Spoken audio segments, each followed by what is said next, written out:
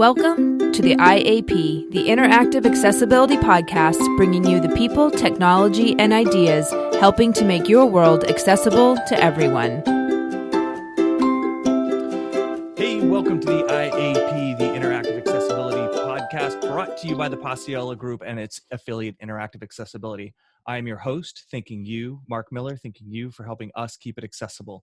Do us a favor. If you're enjoying the IAP, share it. Tell someone about it. Hey, even link to it from your accessible website. So thanks, guys, for joining us. We have a really special version of the IAP today because we're starting a new series at the Paciello Group.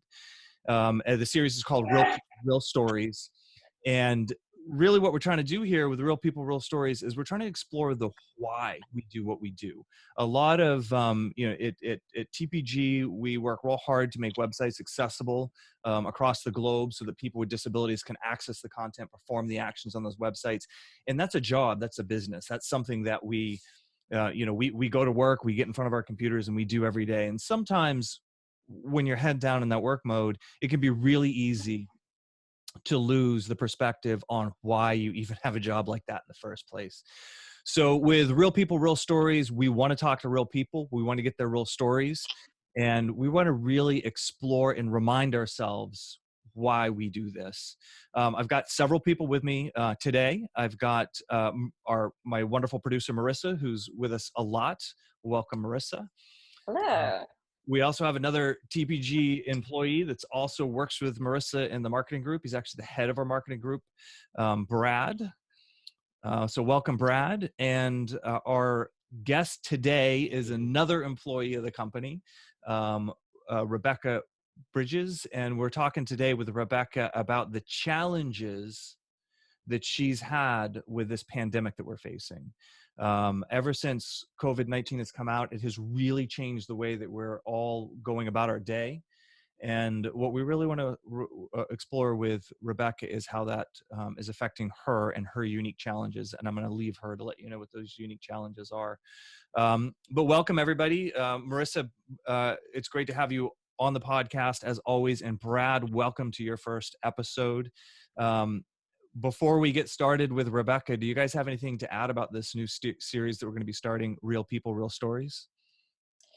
I do not, but I'm very excited about it. Cool. Yeah, and thank you for having me on here. It's great to be with you guys and to be able to discuss this. Great. It's great having you, Brad. And I hope this is this is the first move in a long habit. Rebecca, welcome to the IAP. Thank you. Thank you for having me. Yeah, you bet. So let's just start off a little bit. Tell people about yourself. We'll start there, and then we can kind of dig into this whole pandemic shelter-in-place thing that we're all dealing with. Sure, absolutely. So I live in the Northern Virginia area, and I have been an employee here with the Paciello Group for a little over 2 years. I started mid-February of 2018 and have really enjoyed my time. I am a mother of two. I have a 4-month-old and a 5.5-year-old, and a husband. And we also live with our 2 guide dogs. My husband has one and I have one. I am totally blind and my husband is also totally blind. Our children are sighted. And yeah, so I guess in terms of what I do here at the Paciello Group, I am a senior project manager. So I work very closely with our engineers and our clients, to ensure that the work is getting done and to everyone's satisfaction. So I enjoy the aspects of my job, including working with my team. We have a great team here at the company. And then I really enjoy getting to know my clients. And I consider that really a high point of my job, and really working with them to understand their challenges. And, everybody's a little bit unique, and, really to establish a relationship of trust and, with them, and really to help them make a difference and make their products better. So yeah, just a little bit about me. Yeah, well, thank you. Thank you for all that. So the big thing that we're here to talk about, right, is that you had mentioned that you and your husband both are blind. right? Thus the two guide dogs, I'm sure. So, when when this pandemic kind of hit and we had to make a lot of changes, TPG, I feel like the Paciello Group as a company, we weren't affected quite the same as some of the other companies out there because we already have a work from home model anyways, right? But there was a lot of things outside of that that really, I know for me personally changed, right? I can't go to the gym anymore. I can't do the activities that I would do outside of the house. And when you do leave, like the grocery store is difficult, like a lot of things are difficult. What's hard for me to imagine though is how you and your husband have a unique set of challenges. I'm sure that you do a great job accommodating for that are different, where you interact with the world in a way that's different than I have or that I do. What I'm really interested in is how this pandemic has affected you guys and in the ways I imagine it. I mean, I know you're more tactile probably in the way that you explore your environment, and I'm wondering if that causes more fear for you. I don't know. I mean, talk to me about what you guys have, how you guys have had to adjust. Sure. So we, I mean, before the pandemic, I live in a very metropolitan area. So, we're able to, back in the day when we could leave our houses, I could get a 2 hour grocery delivery. I could, we ordered a lot of stuff on Amazon. We, would walk to, to the pharmacy or the coffee shop. I did a lot of my work in a coffee shop when I wasn't in client meetings, which is great. That's an awesome thing about working remotely is you can work from anywhere and you're accessible from everywhere. So, life was pretty easy, pretty good. We could, get around, in Ubers or, where we in places where we, to get to places where we didn't walk. Like for instance, my son's school is just far enough that I can't quite walk there, or it wouldn't make sense to walk there. So we would, we take him there in the morning, and then, my husband takes him there and goes to work. And then, I pick him up from the bus in the afternoon and, walk to the bus stop, etc. So, life was everything was pretty easy in terms of, getting access to what we needed. There's a lot, when you get into a situation like this, I'll just preface my comments by saying there's a lot that I feel like I have taken for granted, or that I took for granted before the pandemic, like my 2-hour grocery delivery. We all did. So these days, I mean, some of the challenges that we face are simply, well, one of them is getting access to, to grocery items and other things. So please don't worry, we are fine. We have a fridge full of food, but we have to plan ahead a lot more. So when I want something from Amazon, I mean, because some of their distribution channels have, changed or slowed down or whatever because of COVID, it takes longer. So you don't get that, a lot of us are Amazon Prime people. So it's like, oh, I need diapers. Oh, they can be here tomorrow. No problem. Well, now it might take 5 days, or, so I have to know, 5 days out when I need that thing. Right. So I can, I can accommodate things like paper towel and toilet paper. You're lucky if you can find any of that on Amazon before June, like it's, so, really planning ahead is one thing. And groceries are similar. So we use, services like Shipped through Target. I think Target owns them. And then Instacart is another popular one that we're used to using. And so we've had to really plan ahead. So let's try to schedule a grocery order, 10 days out. And sometimes they'll just say, we don't have anything, nothing, no delivery windows. So you have to, you might, when I'm feeding the baby at 3 a.m, I might have to check my phone to see if I can find a delivery slot for, 10 days from now or whatever. So I think really we already had to plan ahead a lot, just by the nature of not being able to drive and having to make some accommodations for things. I feel like my husband and I do a pretty good job of doing that, but this is like planning ahead times 10, like really taking stock of what it is that we have, what it is that we need, when we're going to need it, and really being very thoughtful. We've also, we're very fortunate that we have a good community of friends in the area. So, sometimes I'll just text a friend or a couple friends and say, hey, when you're out next time, if you're headed to the store, can you let me know? I might, if you could maybe grab a thing or two for me, and things like that. That I'm a very independent person, and probably to a fault. I don't like asking for help ever. It's a weakness of mine. My husband tells me. Or a strength. But I'm sorry. Or a strength. Yeah. Yes. Right. Possibly so. So but I figure, okay, I feel a little better about it if I say, hey, if you're going somewhere, can you maybe pick up this thing for me? And that's worked out really well. And So popping in the store is not really an option for you guys. Like, you can't discover, like, it's 6 p.m, like, we don't have this ingredient for food, or we've run out of, no. you're making, we've run out of this. There's really not a great option for you guys to say, like, well, we'll walk down to the store, or we'll run to the store. You're really reliant on knowing ahead of time what you need, period. We are, because for a couple of reasons. One is, so when I go to a store, even if I were to walk down to my drugstore or my pharmacy, I know they have milk. They have, when the pandemic started, within a week or so, I'm like, oh, I need milk. I had to go to I went to Walgreens first, and I went to CVS because they're like the closest to my house. So until I could find milk, because my husband drinks like 1 million gallons of milk a week. So it's not quite that many, but strong word. So, Very, very, very close to 1 million. Right.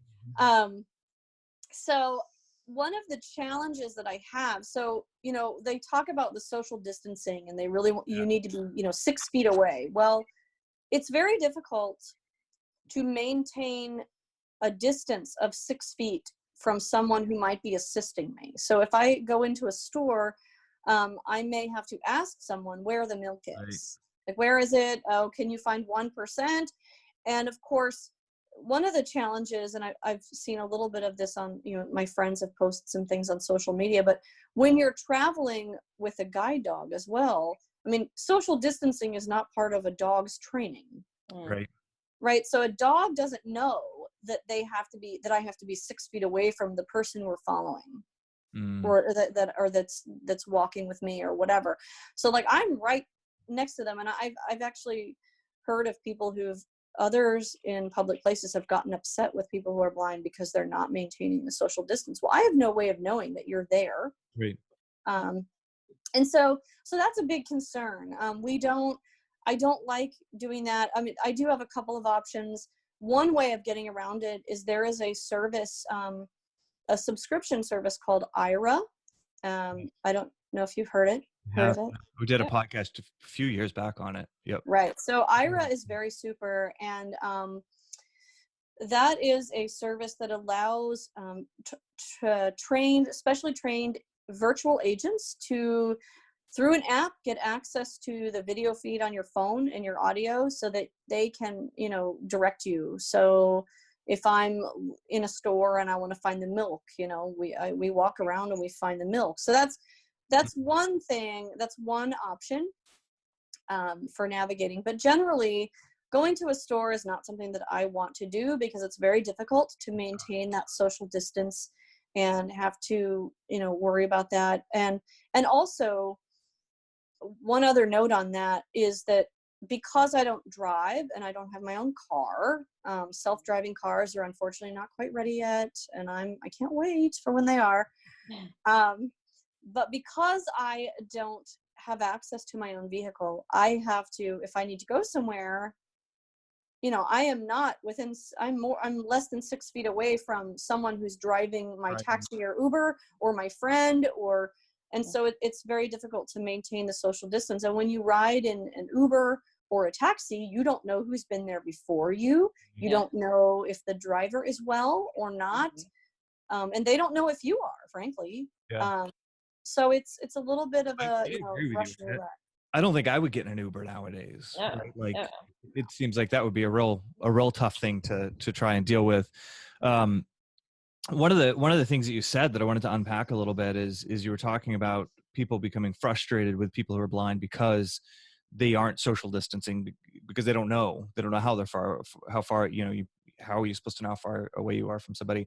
So if you had people around you that in a polite way were saying, hey, I'm here, or you're getting close, or, like, is there kind of like an etiquette or a protocol that you would appreciate that would make sense to you that would give you that information? And obviously not being rude, but like, what would help you if we were to send a message out to the world, like, hey, if you're in the vicinity of somebody who's blind, what would you say? Let them know where they are, or? That's a really good question. And it's so weird that we even have to think about that. Well, so and let me tell you where I come from in this is I can Yeah. imagine me going like, excuse me, ma'am, you're closer than 6 feet, with all the right intentions, but not having it come across. I would be like fumbling to try and figure out if I didn't. Yeah, no, If I knew you, I'd just say, hey, Rebecca, back off. What are you doing? Hey, lady, get away from me. But No. if I don't know you, then I've got this weird, awkward situation, So one way to do it, at least, so for me, I would just want somebody to say something to me or to talk. Mm-hmm. Like, just speak. Whether like- it's to me or to your friend on your cell phone, because I just need to know that you're around and I will back away from you gladly. Like, Yeah. I mean, that's just me. That would be the first thing I would do. So literally what you want people to do is just a friendly hi. Yeah. Like, hey, ma'am, how you doing? What do you think? Yeah, I mean, that's, just regular.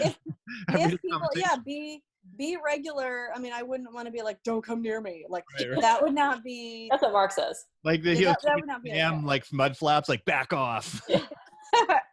Like, like the taboo buzzer. No. Right. Probably not. But I think just saying hello or making a sound. Like, I just need to know something. Like, I was standing in line at a Walgreens a few weeks ago, because I had no choice but to go out. And when I heard someone, behind me or in front of me, I would try to move accordingly and like shift. Or if I'm walking, I'll take my son out for walks sometimes, or both my kids.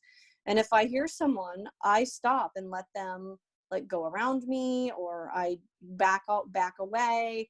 And I tell them, okay, we're going to stop and wait for this person. They're on the street in front of us, and we're going to let them go. Bye. I mean, I'd imagine giving a fake cough or clearing your throat would not be the best way to achieve that at this time. Not at this juncture, Yeah. probably not. It's going to scare everyone. Excuse me. I think like the spy, like bird call, like caw, caw. Yeah. Yeah. No, that's interesting. So do your children help? I mean, do they kind of get it? Can they, if you're out for a walk with them, will they be like, hey, mom, hold up a minute, we're getting close to this person? Or my 5-year-old, he knows that the definition is 6 feet, but I don't think he knows what that is. He's like, oh, that's as tall as my friend Madeline's dad. Like, but technically bringing Madeline's dad over to lay between you and the person, not feasible. You can't do that. Right. So he doesn't, I think the kid, like, he understands like the technical aspect, like the language around it. Yeah. But I don't think he understands literally what that means. So I am generally the one that is very aware of what's around me, and I listen very intently, and I will instruct him, okay, we're going to stop now, or or they have stopped, or whatever. And I'm the one that pretty much leads that charge, even though I can't see. It's really interesting that some people may think it's more polite not to say anything and just kind of like fume in silence. And in this situation, that's the exact opposite of what you want to do. Like, just by making any type of sound, like even just a hello, how's it going? Yeah. That is exactly what they need to do. And it's amusing. Ironic, I guess. I live up in England, right? So you'd be in real trouble in New England because we're crotchety, right? We don't say hi to each other. But in the South, that's like just standard politeness, Yeah. And it's interesting to me that the accommodation here is to just be friendly and polite. Yeah. like that's what you're asking for. I will say, and I don't know how, like what you would say about this, Rebecca, but being sort of fortunate that I am, that I've known a lot of people who are blind and been around a lot of people who are blind. there is an amazing capacity. Like if I closed my eyes and tried to navigate, I would not have near the clue that most blind people I've met do of what's around me. So I think that, you were talking about like, you're kind of being the mom and you're stopping your child who's sighted and you're saying, we're going to wait here for a little while. My guess is you're probably getting that pretty darn right based on what I've seen of that. And I don't know if you feel like that or if it's still a point of nervousness for you and you're not quite sure or. Yeah, I think you're right. I mean, I can hear people's feet. I pay attention to different sounds and cues. If you're close enough to me that I can really sense you're there without you moving or saying anything, that I know you're too close to me. Yeah, that's a little right. So or should probably jump in the shower, right? hey, there's that. Yeah. That type of social yeah. distancing should stay after the pandemic. Yeah, I mean, yes. So but it's interesting that none of this is like a whole new world that we're living in. It's like a weird alternate reality. Like I was telling a friend of mine, I feel like it's Groundhog Day every day. Yeah. I've heard a lot of people say that. I mean, people literally, like a friend of mine literally didn't realize it was Saturday. He was supposed to show up on Zoom for something on a Saturday and we didn't see him. And I'm like, hey, what happened? And he's like, I forgot it was Saturday. Saturday. I forgot what day it was today. I had to look at the calendar like, oh, okay, it's Thursday. Great. So let me ask you, Rebecca, like, and this is kind of coming from my ignorance, but I imagine that if you're blind, you're much more tactile than somebody who has sight to kind of explore your environment and understand maybe what's in front of you. Like if you're at a store, you've got to do a little more touching of your environment to really get your credit card in the credit card machine or whatever the case might be, right? Is that the case? And is there an extra sort of precaution, or does it make you nervous being out in public just because you do rely on touching so much to figure that stuff out? So I generally, yes and no. Yes, there is the whole idea that I might have to touch that credit card whole thing and punch my number in or something like but I'm generally not. I'm not one of those people that goes in a store and starts like feeling around on a shelf for something. Right. I pretty much ask someone to point me right to it, and then we grab it and I get out of there. For you. Well, yeah, I mean, I just don't, I'm not the kind of, I wouldn't come to your house and start like feeling around on your counters just because I wanted to know what was there. Like, that's not how I roll. And so I, so I guess, I mean, I am more tactile in terms of, yes, I have to find the credit card machine and I have to figure out where it is. And I might accidentally touch the counter instead, or I might, touch something that's like on display next to it. So one way that I have gotten around that is I'll put something over my hand. So I'm still waiting for my order of gloves to come from Amazon. So, but I do pick up after my dog. So I have little bag. And so it's not the sexy look or anything, but it does the job. Like, you grab a bag, you throw it on your hand and you reach for the credit card machine. And then when you're done, you flip it inside out and you toss it. Yeah. That's a good idea. So that's one way. I also, I have like in those cases, like I have Apple Pay. So if somebody can just point me in the direction of the reader, it'll just ding and, we're done. So that's another way that I've gotten around things like that. But I'm not too nervous about that because, again, you put something over your hand, you throw it out when you're done. I haven't gone out really that much because, we're all staying away from each other. And, if I go out, hopefully the place I'm going to, it has automatic doors, or maybe I, put something over my hand to open the door. Those kinds of things. So I don't think it's too much different, at least right now, because I'm not, really out there all the time. Yeah, it doesn't sound a whole lot different, to be honest. I mean, I think that there's probably some small percentage, like you said, like if I were to, I look at the credit card machine and I really plan it out, right? Like Right. if I touch this with my sleeve and I Yeah. touch the card in this way, I don't Yeah. have to make contact with anything. And, so I would imagine that like you said, right, you're a little more likely to kind of get your hands on the counter for a minute, but that sounds like a real minimal thing, in the whole big picture of the challenges for accessibility. But it's really interesting because I think you are accommodating a lot, especially with that type of stuff, in the same way as a lot of other people are. And I know people are wearing gloves, and I've seen the dog bag trick, I think, more than one. And one of the real things you were talking about is like automatically opening doors and stuff like that. One of the things that I think may come out of this pandemic is more doors out in public being operated with your feet. Yeah. Mhm. And like trash cans. I hate when I open those trash cans. They're disgusting.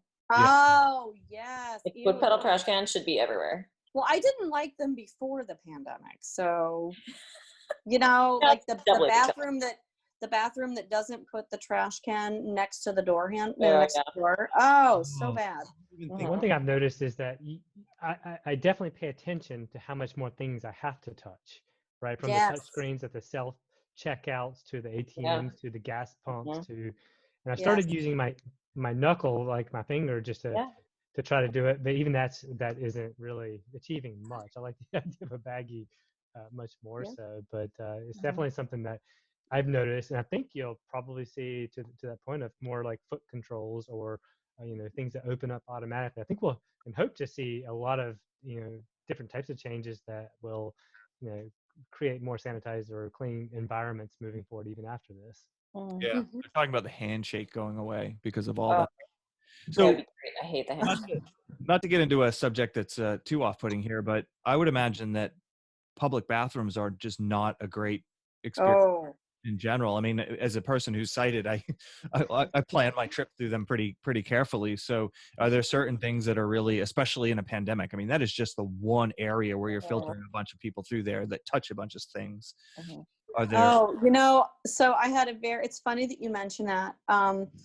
So public bathrooms, every time I go into one, I always think to myself, why can't they have a universal design for bathrooms? Where it's like, okay, the door is here and it always goes that way to the stalls, that way to the sinks.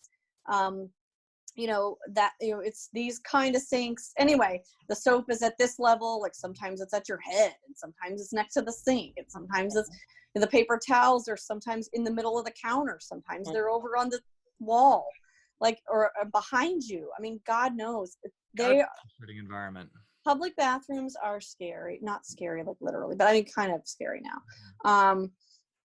Yes, and it's funny that you should mention that because we last weekend? Let me see, I don't even know what day it is. Anyway, last weekend we ordered carry out from one of our favorite places in our neighborhood restaurants. We want to support the local folks. So we ordered takeout and we're like, that's a great excuse to just get out and walk. Everyone is going to go walk and we're ready. We got our masks on and we're ready to roll. So we all go out and we walk to the restaurant. We're almost there. And my 5-year-old, Mommy, I need to go potty. Oh no. And I'm just like, why didn't you go before? Public bathrooms with kids too. Oh yes. So I'm like, oh no. But the good news, so again, he is sighted. So the good news is, and he generally 5-year-olds, while they have, oops. We lost your video there, Rebecca. Oh, sorry. There you go. You're back. It was my phone was telling me, it was warning me about my battery.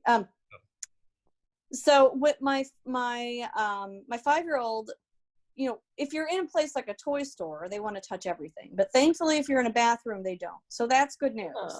And do they know the lay of the land? Have you got them kind of like, like, hey mom, the sinks are here and absolutely. Yeah, that's fantastic. Yes. So I'm like, okay. They're like little assistive technologies that you gave birth to. Yeah, sort of. I know when early on, my husband used to tell people, yeah, we're raising a butler. And it used to make me mad. Like, no, you can't say that because people might think that's true because it's not. That's awesome.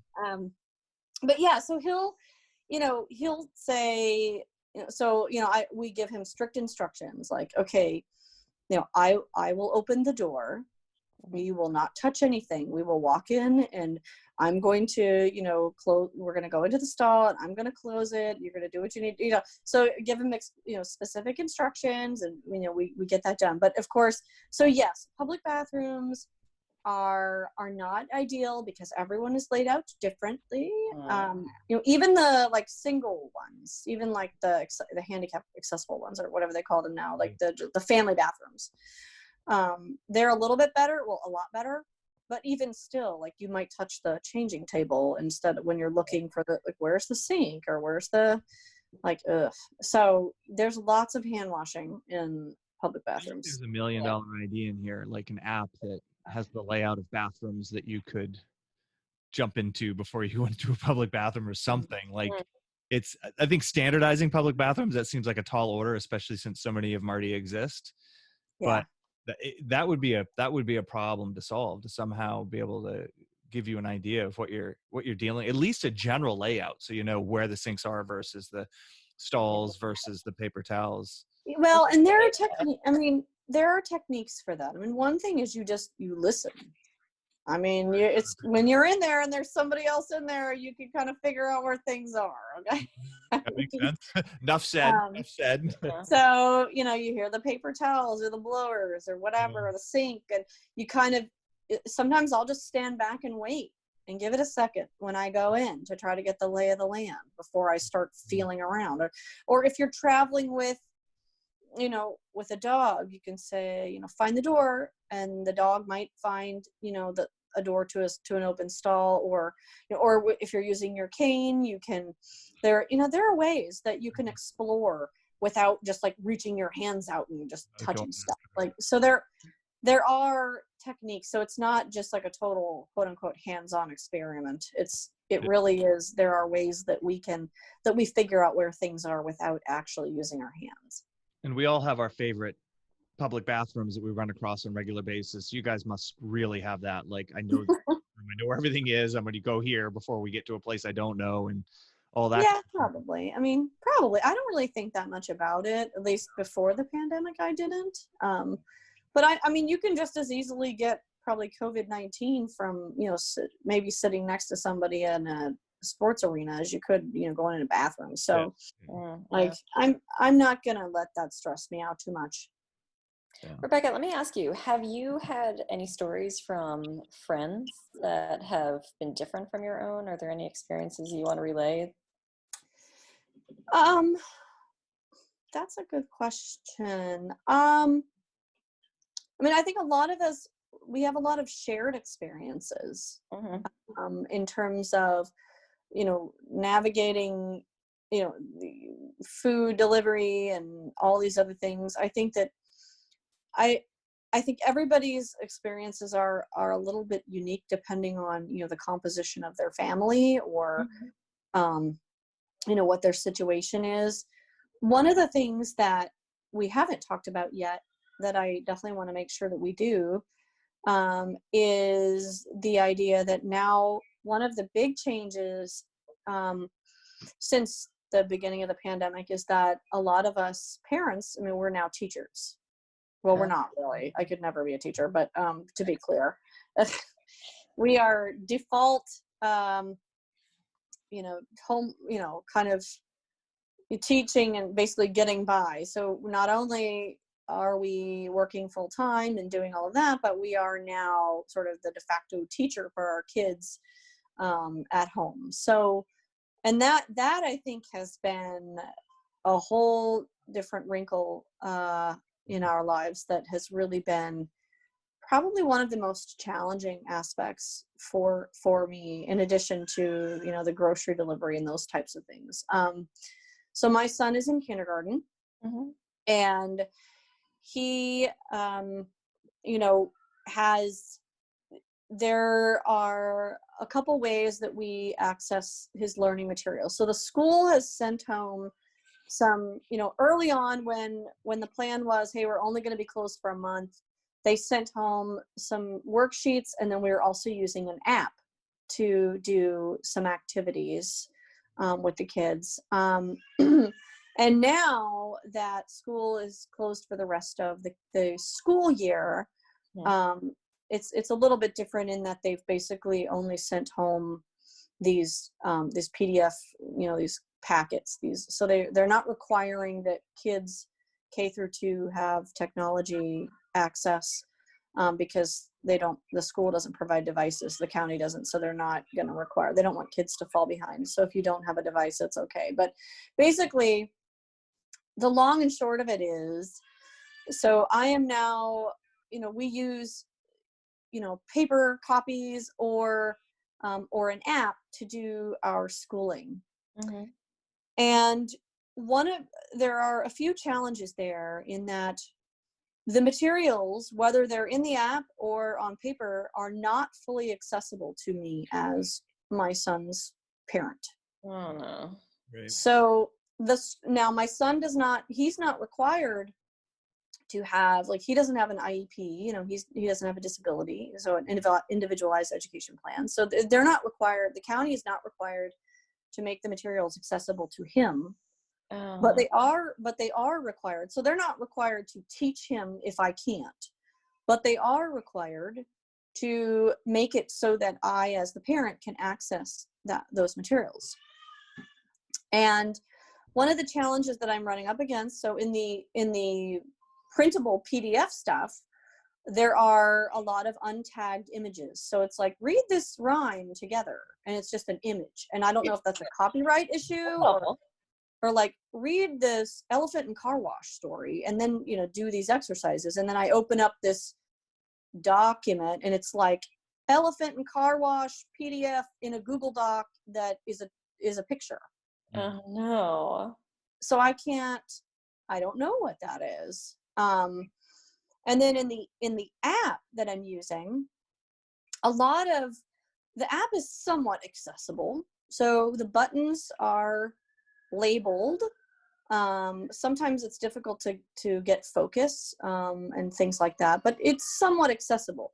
But the nature of the activities that the children are asked to do, especially in kindergarten, there's a lot of tracing, there's a lot of moving letters and words around. Yeah. So you can imagine that those activities are not accessible to me. So I might be able to set my son up and say, okay, you need to find these sentences, and I don't know what they are, but you need to unscramble them and do these things. And he'll be like, yeah, Mom, I'm done. I did it all. I'm really glad you brought that up for a couple of reasons. One, is that, I'm on the phone a lot. I'm on the phone a lot with people who are just realizing that making a website accessible is something for the very first time in their life, right? Yes. And depending on the nature of that website, I can get a lot of comments like, well, this website is for X, Y, and Z, and it's not really something blind people would do anyway. So I think, we have to make it accessible for legal reasons. And I am pretty good at having them take pause and say, look, I'm shocked every day at what blind people do. Mm-hmm. I would not for a moment, even just because I can't think of how a blind person might engage in something, I would not for a moment assume that they're not doing it. I'm surprised every day by all sorts of people with different disabilities that do all sorts of things that you would think that they wouldn't do, but where there's a will, there's a way, right?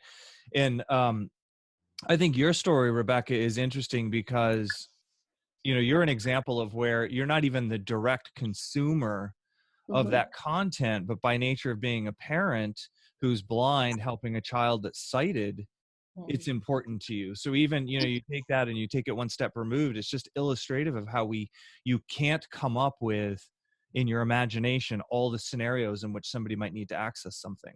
So you should just make it accessible, because something you can't imagine could come up. And the second thing I just want to point out to the listeners right now, that anybody on earth know what you're doing, right? You work for a company that very specifically makes digital materials and things accessible, right?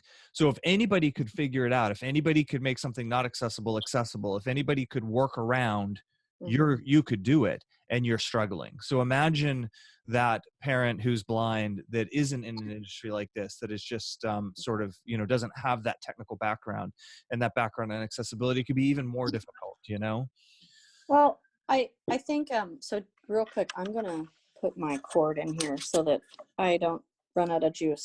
So I hope you edit the mess. Nope, we will not edit. This is part of the Live podcast. roll. This is live. Beautiful thing, and this is where it's open. So you do what you got to do. And we will be Sorry. wrapping up in a minute too, by the way, Rebecca. We're not gonna, we won't continue to grill you here. No, too much You're time. fine. Is that okay now? I tried to put it Yeah, back. you're in good shape. Yeah. Yeah, good.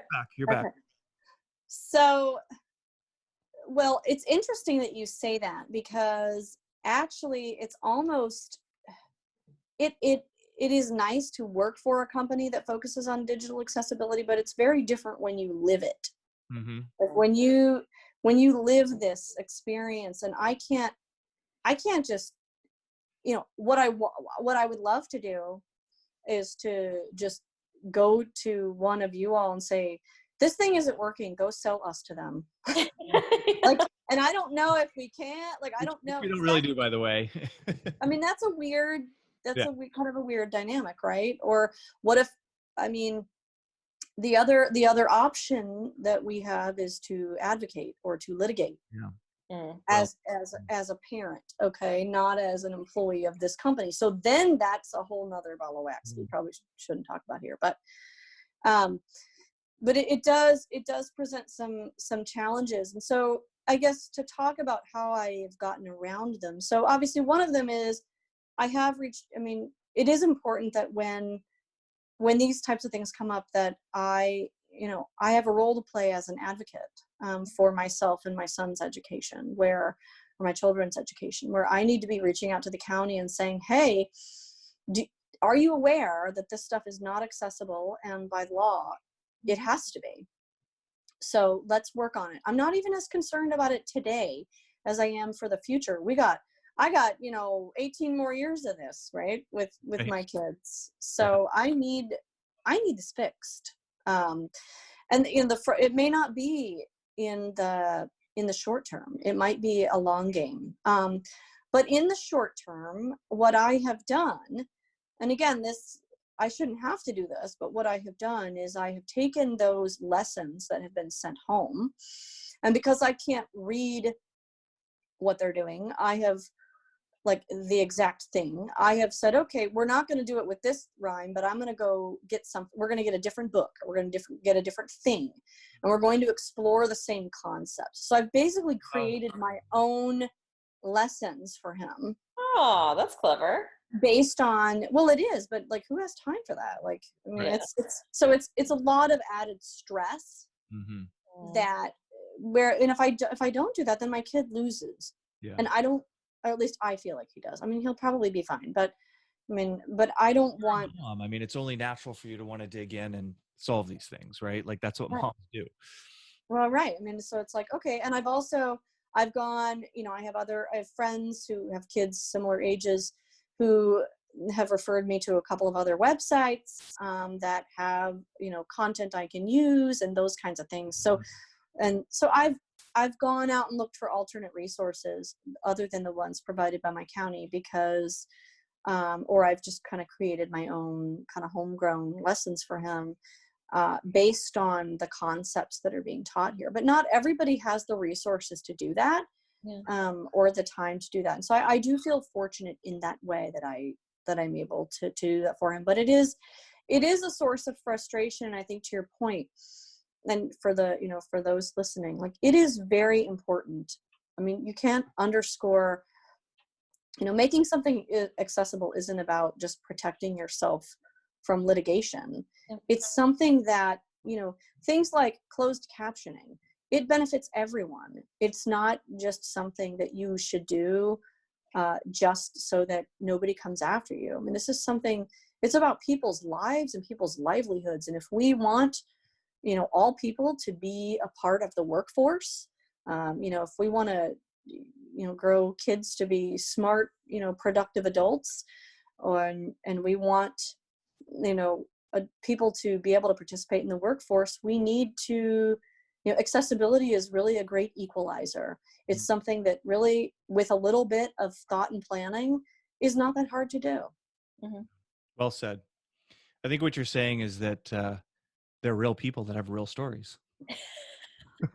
Yes, this is real That'd life, be people. that would be a great name for a series, wouldn't it? Yes. No, but I mean, that's a perfect way to bring it around, because you're absolutely right. And I think that it's challenging for, not everybody knows somebody who's blind or is exposed to somebody who's blind. So to keep it in the front of your mind and make it a part of your daily activities to make sure that things are accessible to people who are blind or have other types of disabilities is a challenge. And I think you said it, Rebecca, when you said really advocacy is the key. Like, nobody wants to go to litigation. Nobody wants to call up and complain and be difficult.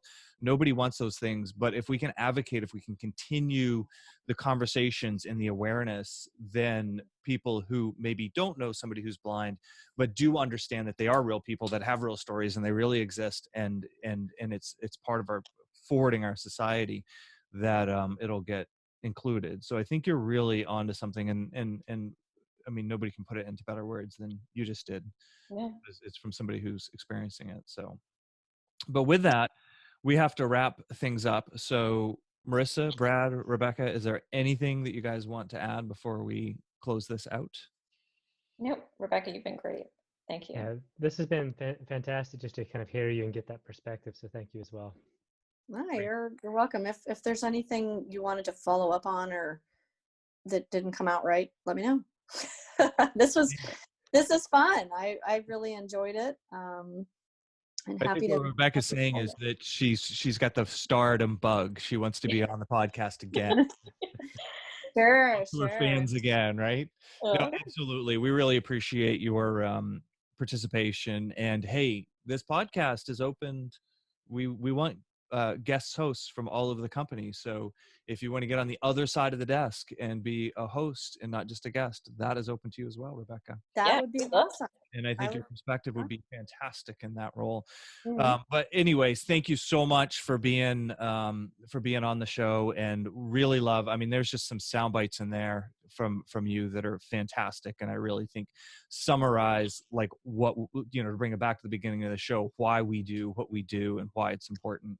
So I really, really appreciate that. And I really appreciate that perspective. It's not a perspective that I can share. It's only comes from somebody who lives this. So thank you.